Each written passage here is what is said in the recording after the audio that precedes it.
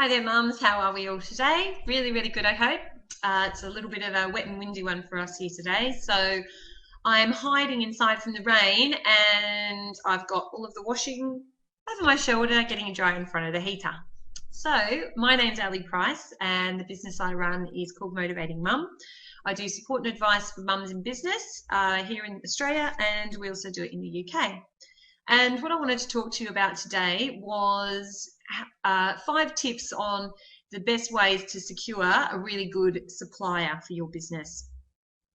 The reason I wanted to talk about this today is because I think probably at least once a week I hear a story of a mum who has entered into an arrangement with a supplier, and they've either been ripped off and lost all of their money, or they've ended up buying a product or a service that is really substandard. So the 5 tips that I wanted to talk about today, the first one is something that I think a lot of mums sort of stumble on when they are entering into an agreement with a supplier, and that is that they're in a rush. When they have this fantastic business idea and they're all excited and all they want to do is just get going and get started, and that excitement just propels them forward, propels them forward, propels them forward.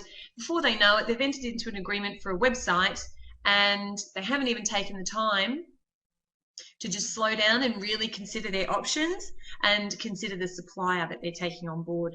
So go slow. It may be a great idea, but it's still going to be a great idea tomorrow. It's still going to be a great idea next week. And as scary as it is, with people worried that possibly someone else is going to enter the market and take their idea, really, in the period of time it's going to take you to really slow down and consider your choices, I doubt anybody else is going to enter in the market and swoop in and take your target market.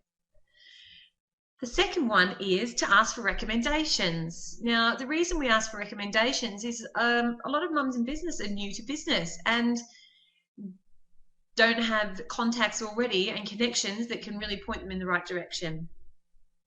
Asking for recommendations is fantastic because you're going to speak to people in business that already use the same suppliers that you're looking for, and they will be able to tell you, yes, they did a fantastic job. Yes, they delivered on time. And if you don't know of any other people in business, you can always meet them at networking events, or you can go online onto the business forums and just put a question out there. I guarantee you will probably have about 100 people saying, yes, I know a graphic designer, or I am a graphic designer, and it gives you a lot to choose from. The third one is to make sure that you have a contract. Now, the suppliers will probably give you a contract, but this contract is going to have been drawn up and developed specifically to protect them. They're not that fussed about you. That's where you have to step in, and you have to make sure that that contract also reflects your needs and your wants.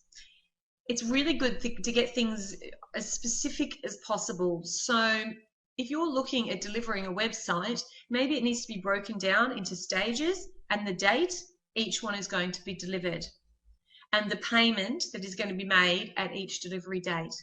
Or what happens if the project runs over time with payment then? Are they then going to give you a discount? Once it goes over a certain period, do you then not have to pay them at all? These are all sorts of things that you really, really need to look at, and in great depth. And the other thing as well is, for instance, if you're looking at a web designer, is you need to do some research and find out exactly what you want included in that design. If you want search engine optimization, and if you want it to a particular level, you need to have that stated in your contract. Otherwise, you might end up with a designer who knows nothing about SEO, or who's not prepared to do it for you unless there's an extra cost involved. The next one is, don't go with your first supplier you find. As tempting as it is, they might be amazing and fantastic and lovely and wonderful, but you won't know for sure if they're really good unless you've spoken to other suppliers and gauged their experience and listened to their answers. And by simply talking to different suppliers, you'll actually start to understand more about the job that you want done, and understand the questions that you need to be asking, and understand what you want to be looking for. Even if you come back to that first supplier in the end, at least you're going to go with them with full knowledge and understanding that this is somebody that is good for you and not just because they're the first person. And the last thing is to do some investigation. If these people are bidding to provide you a service or a product, check up on them.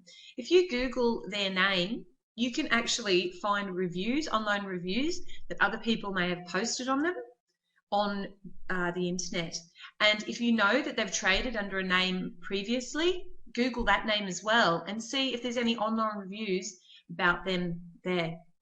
And you can also go through their website and have a look at their testimonials and contact the people that wrote those testimonials and contact the businesses that those people were employed in and see really what their actual genuine feedback is. So that's 5 different ways that you can really look at making sure that you have the best supplier for your business. And there's also one more, which I've actually just developed a little ebook at the moment called How to Find A, and that's got 35 suppliers in there, and each page will tell you what that supplier is, what they do, how you can find them, what you can spend your money on if you only have a little bit of money, and there's lots of other different questions answered there. So this ebook is just something I've developed that you can purchase just by clicking on the link, and it'll just give you a really good feedback, a really good background into each supplier and who they are and what they do, which also helps give you a really good footing to start. So that's it from me today. I really, really hope that this is of help to you and that hopefully it saves you some time or energy or stress in the future for trying to find a supplier for your business. And until next time, it's been lovely chatting. See you later.